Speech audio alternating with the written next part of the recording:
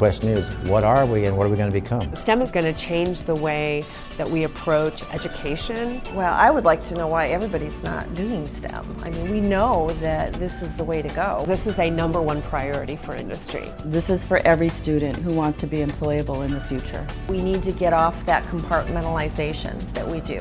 Okay, now we're doing math, now we're doing science, now we're doing English. It needs to be more integrated. We need to blur the lines. It is that idea that our students will be inquisitive, that our students will be problem solvers, that they'll be collaborative. We have some schools who are doing superb jobs already, taking the initiative, taking the leadership. We feel it's our job to prepare every student for college. The Culinary Arts program was one of the programs that works very nicely with STEM-related themes. You have chemistry with respect to nutrition.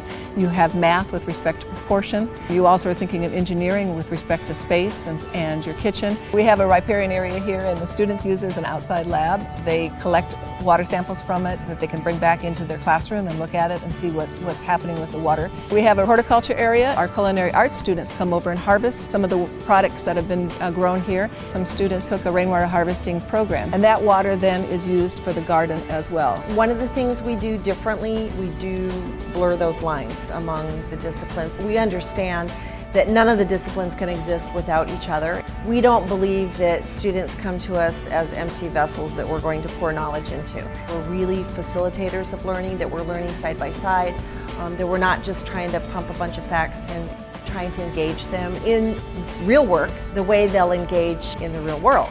It is that idea that our students will be inquisitive, that our students will be problem solvers, that they'll be observant of the world around them. We're trying to recruit students into positions. We're trying to fill our workforce pipeline for the long term. So we know the skills that these students are going to have to be able to compete, to be able to get these jobs. And those skills are essential for any job in today's world.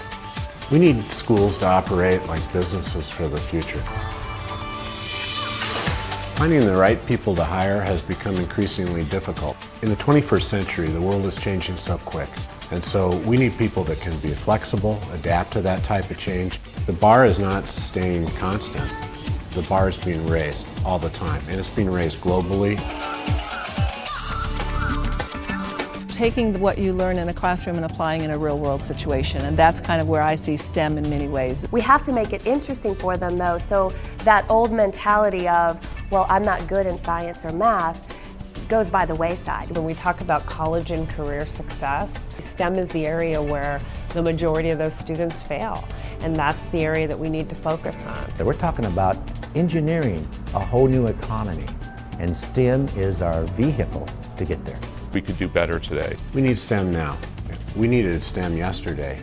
If we're going to be competitive on a global economy and have jobs for the future for our young people, we're going to have to look at STEM and teach young people to be employable in terms of what we need in the future.